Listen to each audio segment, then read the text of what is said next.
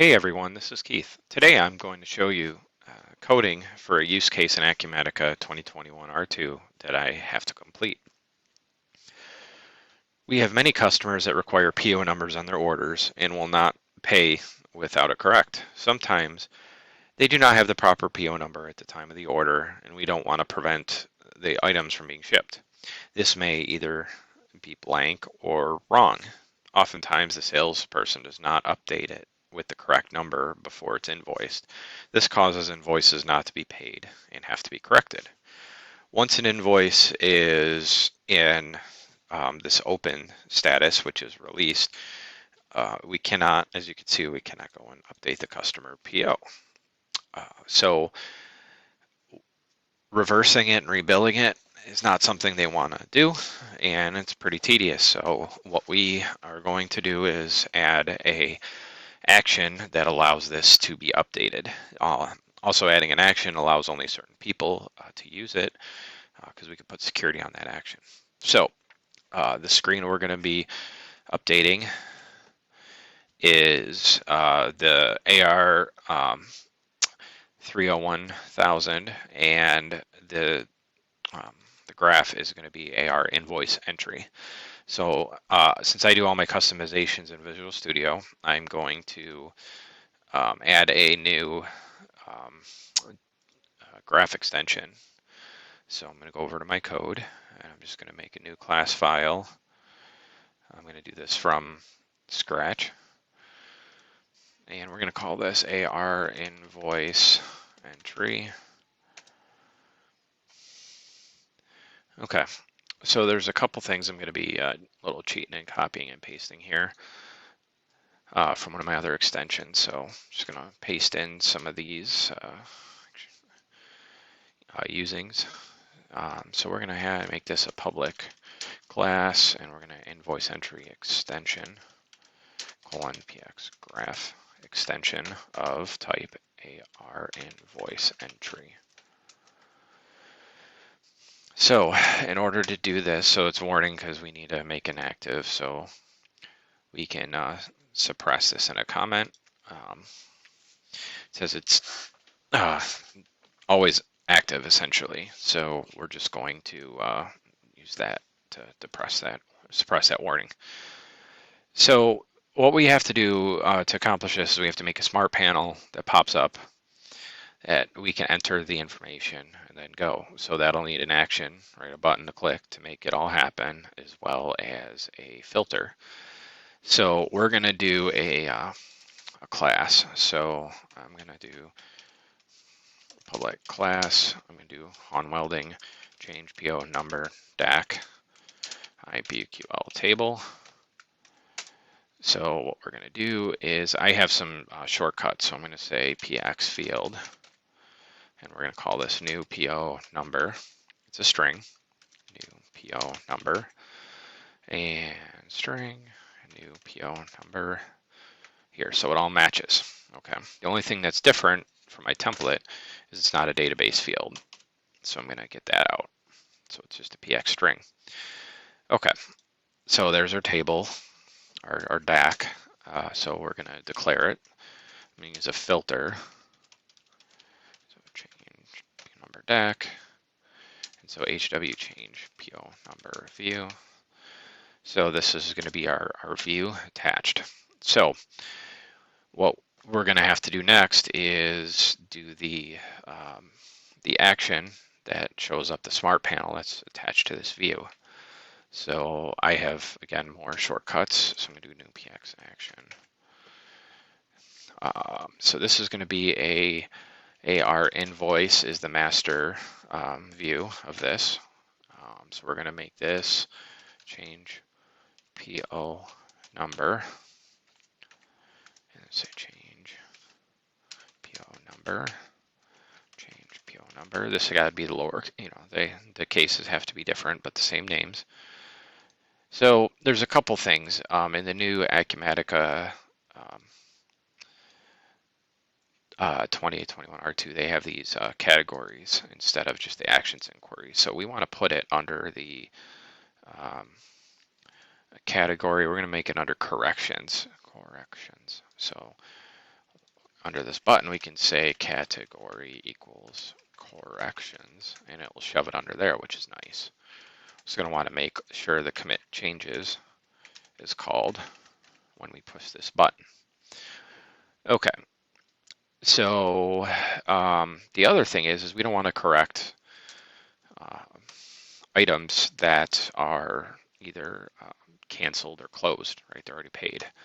So for history's sake, so we're going to do a PX UI enabled. I'm going to say type of where. So I'm going to say AR invoice.status is not equal to, we're going to do AR doc status dot closed. And then we'll do and AR invoice dot status is not equal to AR doc status, whoops, dot closed or canceled. Okay, so that's it. It's enabled when this is true. So when it's not closed and not canceled. Okay, so now we'll get into the meat of it. So if we want to pop up a smart panel, we can do if HW change. We go to our view. Then we can say ask, and that will cause the pop-up to happen. And then we can say so I use the OK button on it. So we're going to say only if they push OK. Then, all right, so we're going to get the AR invoice equals base. So this is going to the base, which is the AR invoice entry, pulling the current document. I'm always used to just checking null values. If invoice is null, return adapter.get. So then we're going to say our filter is going to be equals HW change PO number view the current value. So it's pulling that in.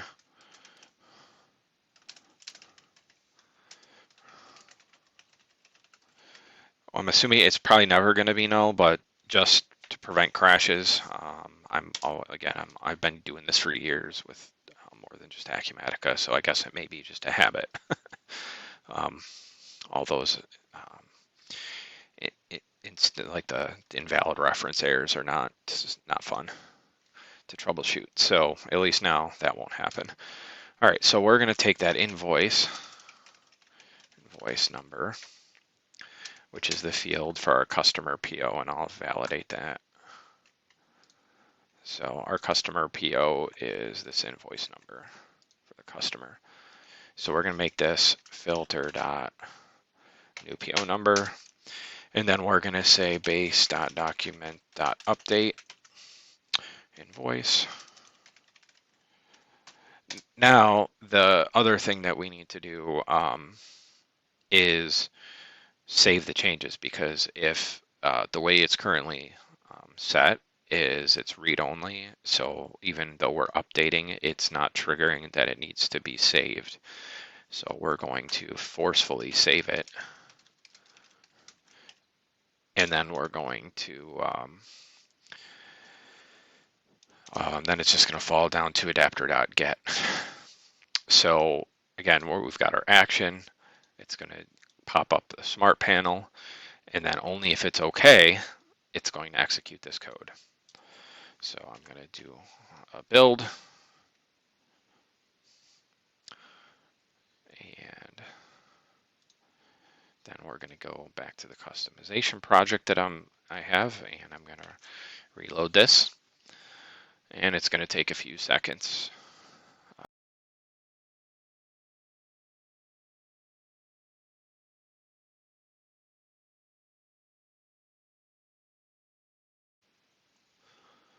Okay, so Acumatica has been reloaded. So I'm going to go to Files, which actually was already in, and go to Detect Modified Files, and that way it'll pull the DLL in, so that when we publish it, it's not going to override with what was last pulled in. So Depending on the number of files you have between your different published projects, this may take a little bit longer. Okay. So now we're going to need to put the smart panel in. So the screen we're going to put it in is going to be in invoices and memos. So I could just copy and paste some ASPX code that I have, but where's the fun in that? So it's reloading, pulling it all in, making it a nice, wonderful layout for us. And the first time you do this, after you do a recompile, things take a little bit longer. I'm sure you guys have all run into this. Doing this all off a virtual machine, that's pretty powerful. So don't think I can speed it up too much with my environment. Okay. So in order to do the pop-up smart panel, we're going to add a new dialog. So I'm going to make this bigger. We're going to add controls, and we're going to add a pop-up panel. Okay, and then this, I'm going to go change this. Always like changing the name first. So I'm going to call this panel HW change PO number. And I'm going to hit save, because when I change the ID, make sure it's all correct and updated. So what we're going to do is I'm going to change a bunch of these things. I have auto reload, auto repaint set on my other smart panels that I do. Show after load. That's nice. You can see what each of these are done. So show after load. Okay. Repaint show after load. We're going to load on demand. And then we're going to set some height and width, because I've already played with this a little bit. So this one will look nice with an 85 by, actually it's technically a 400 by 85. Sometimes I get this mixed up because height and width, and I'm using width and height typically. All right, so I'm going to save this. And then what we're going to do is we're going to add our form.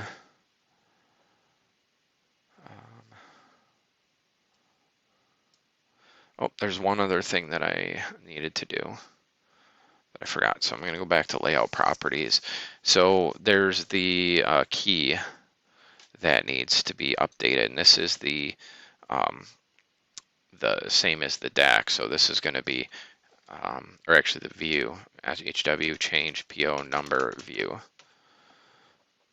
So that's going to be set. So now for here, I'm going to do form view HWPO number view. Oops, HW change. So I'm just going to copy this out because I type it so much. So that's the ID. The data source is DS. Data member is going to be PO number view.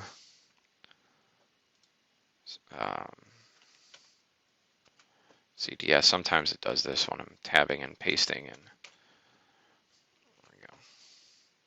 You make one change like to the ID and then you do the next. Sometimes it does this. I'm sure there's a way around it, but what else? Skin ID I set as transparent.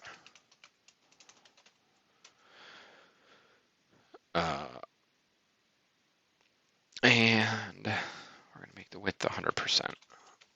Okay, so I'm going to hit save on this one. And now it'll allow me to add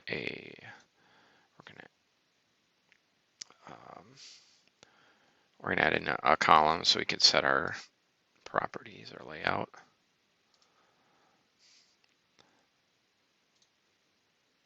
So this is going to be start column true. We're going to make labels width is S and control sizes XM.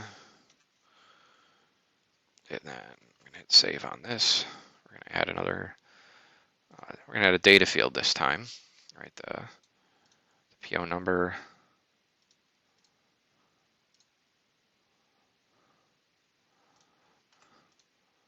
We're gonna change the edit control ID. I typically make an ED with it. That way you don't run into customer things. You run into conflicts all the time. So next we're going to add a panel, just a basic panel to the end of the dialog. And this is going to be the panel for the buttons. So we're going to call this panel HW change PO number button.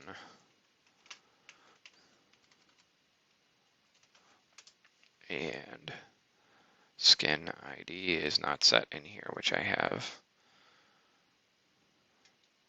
So we're going to just move on to hitting save. And then we're going to add 2 buttons.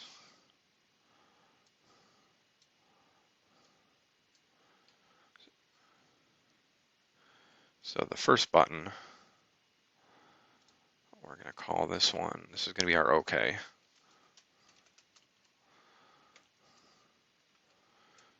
And the text is going to be,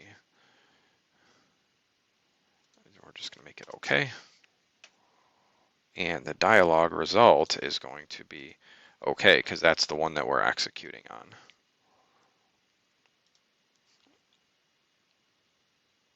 So then this button, we're going to make it cancel.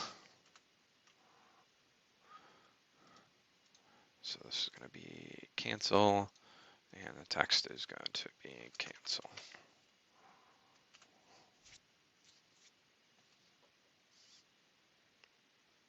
Okay, so one of the things the skin does is it pushes stuff to the right, and I don't see all these things. So what we're just going to do is go to edit ASPX, and I'm going to throw that in there. Control N to go to the bottom. So here's the panel for the button, and then we're going to say skin ID equals button. And if I could spell it right, that would make it actually work. Buttons. And then when we're done making those changes, so this is where if you're copying and pasting something, you could just dump it in here. And it also gives me an option to change, like this ID didn't show up in there. So we're going to call this layout rule.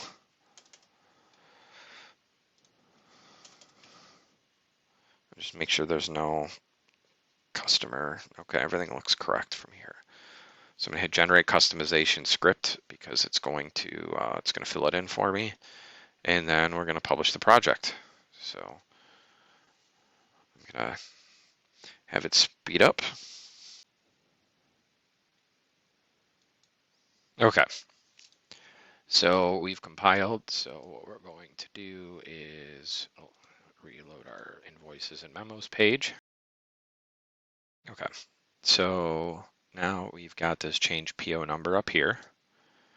Click it. New PO number is, let's say, PO 1234. We hit OK. And there we go. So it's updated it, even though the rest of the document doesn't let us update. Of course, due date, cash discount looks like those are editable, but it locks the rest of the fields down. So this also allows us to do security on this field where only certain people can use it, and also only on certain statuses. So anyway, I hope this was helpful, whether it's going to help you do something you need to do or just help you out with smart panels or just see a little bit more about Acumatica development. All right, well, thank you, everybody, and I'll see you in the next video. Thanks.